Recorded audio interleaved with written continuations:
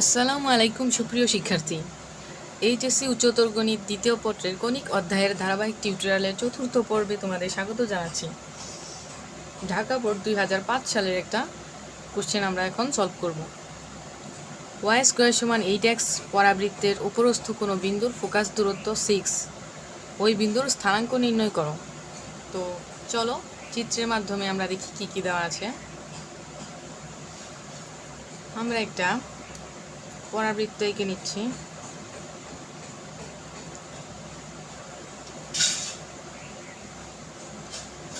আচ্ছা, এটা যদি এস হয়, এটা ধরে নিলাম পি। ফোকাস দূরত্ব 6 দেওয়া আছে। ফোকাস দূরত্ব মানে কি? পি থেকে এস এর মধ্যবর্তী দূরত্বকে বলে ফোকাস দূরত্ব অথবা উপকেন্দ্রিক দূরত্ব। তো পি এসটা দেওয়া আছে 6। ওই বিন্দুর স্থানাঙ্ক নির্ণয় করো। এখানে ওই বিন্দুটা হচ্ছে পি বিন্দু। আমরা ধরে নিলাম পি বিন্দুর স্থানাঙ্ক হচ্ছে এক্স, ওয়াই। এখন দেখো আমরা আর কি দেওয়া আছে। একটা পরাবৃত্তের ইকুয়েশন দেওয়া আছে, ওয়াই স্কয়ার সমান 8x। এখান থেকে যদি আমরা স্ট্যান্ডার্ড পরাবৃত্তের ইকুয়েশনটা নিয়ে আসতে পারি, ওয়াই স্কয়ার সমান 4x এর মতো, তাহলে আমরা এর ভ্যালুটা পেয়ে যাব। ওয়াই স্কয়ার সমান 4 × 2 × x, এভাবে এটা লেখা যায়। তাহলে এখানে a সমান 2। আচ্ছা, ফোকাস বা উপকেন্দ্রের স্থানাঙ্ক আমরা জানি a, 0। দ্যাট মিনস এখানে হচ্ছে 2, 0।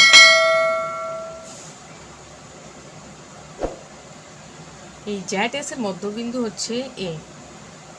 এস সমান এ জেড। এস এর দূরত্বটা হচ্ছে এ এখানে 2। তাহলে এই অংশটুকুর দূরত্ব হবে 2। যেহেতু এই দুইটা রেখা সমান্তরাল, তাই এই অংশটুকুর দূরত্ব হবে 2। এই অংশটুকুর দূরত্ব হবে, যেহেতু পি বিন্দুর স্থানাঙ্ক এক্স, ওয়াই, এক্স অক্ষ বরাবর দূরত্ব, এটা হবে এক্স। তাহলে আমরা একটা শর্ত জানি। শর্তটা হচ্ছে পি এস সমান পিএম। পি এসটা কিন্তু আমাদের দেওয়াই আছে, পি এস সমান 6। তোমরা আবার দুইটা বিন্দুর স্থানাঙ্কের সূত্র ফেলে দিও না, এখানে পি এস দেওয়াই আছে 6। পি এস সমান 6 বসিয়ে দিলাম। পিএমটা খুব সহজেই বের করা যাবে। এক্স প্লাস 2 কিন্তু পিএম। এই অংশটুকু যদি হয় 2, এই অংশটুকু যদি হয় এক্স, তাহলে পিএমটা কত হবে? পিএমটা হবে এক্স প্লাস 2 বা 2 প্লাস এক্স। তাহলে আমরা লিখতে পারি এক্স প্লাস 2। তাহলে এক্স সমান সমান কত আসে? 4। এখন ওয়াই স্কোয়ার সমান 8xকে যদি আমরা 1 নং সমীকরণ ধরি, এক্স সমান 4, এই ভ্যালুটা যদি আমরা 1 নং এ বসিয়ে ক্যালকুলেশন করি, তাহলে আমরা ওয়াই এর ভ্যালুটা পেয়ে যাব। তাহলে এক্স সমান 4 আমরা 1 নং এ বসাই, 1 নং এ বসিয়ে ক্যালকুলেশন করি, কত আসে? ওয়াই স্কোয়ার সমান 8 × 4, দ্যাট মিনস 32। তাহলে ওয়াই সমান প্লাস মাইনাস √32।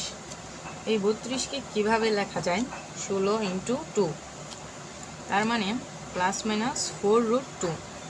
তাহলে আমরা পি বিন্দুর স্থানাঙ্কটা পেয়ে গেলাম, সেটা হচ্ছে 4, প্লাস মাইনাস 4√2।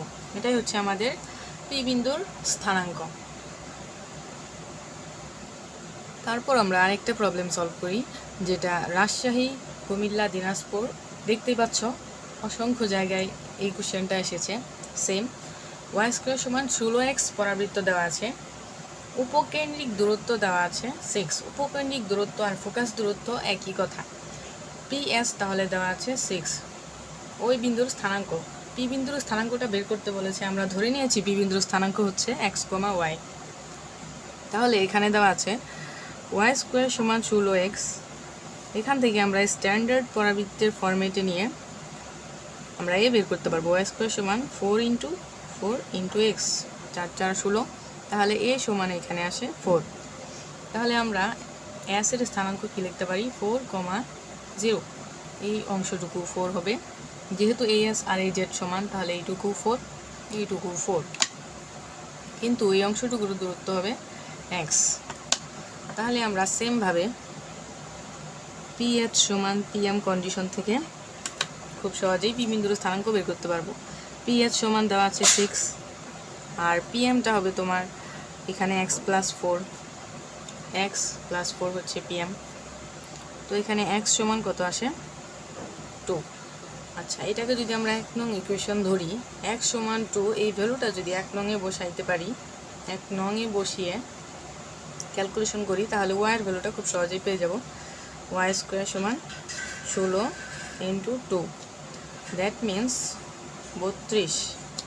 তাহলে y সমান ±4√2 সেমভাবে। তাহলে এখানে পি বিন্দুর স্থানাঙ্ক আমরা পেয়ে গেলাম 2, ±4√2।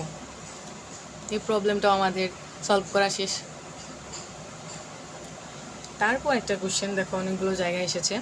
y² সমান 4px পরাবৃত্তটি 3, -1 বিন্দু দিয়ে যায়, তার উপকেন্দ্রিক লম্বের দৈর্ঘ্য, উপকেন্দ্রের স্থানাঙ্ক এবং নিয়ামক রেখার সমীকরণ বের করতে বলা হয়েছে। তো y² সমান 4px পরাবৃত্তটি 3, -1 বিন্দু দিয়ে যায় বলতে কি, কোনো সমীকরণ বা কোনো রেখা যদি কোনো বিন্দু দিয়ে যায় বলা হয়, তাহলে সেটা কি সেই বিন্দু দ্বারা সিদ্ধ হয়। কোনো বিন্দু দিয়ে যায় মানে সেই বিন্দু দিয়ে সিদ্ধ হয়। তাহলে এখানে 3, -1 দিয়ে এই পরাবৃত্তটা সিদ্ধ হবে। কোনটা সিদ্ধ হবে?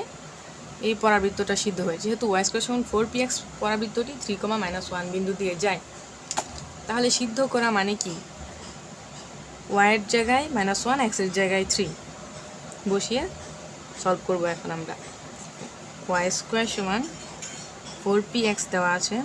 আচ্ছা, y এর জায়গায় -1 হোল স্কয়ার সমান 4p, x হচ্ছে 3। আচ্ছা, তাহলে 12p সমান কত আসে?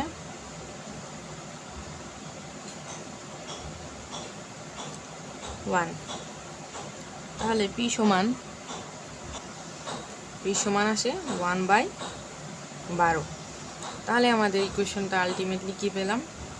4 × 1/12x।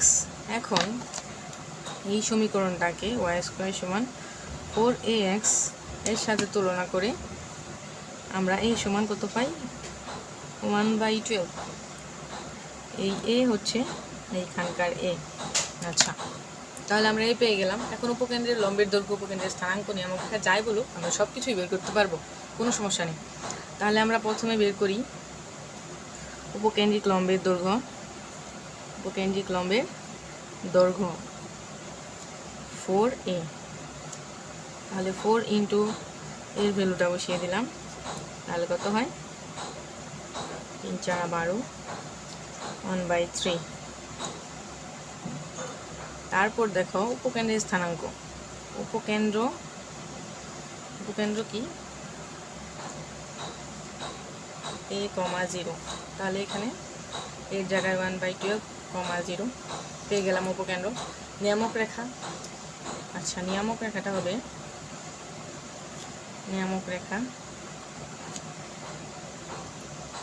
x + a = 0। x + এর জায়গায় 1/12 সমান 0, নিচে 12, 12x + 1 সমান 0।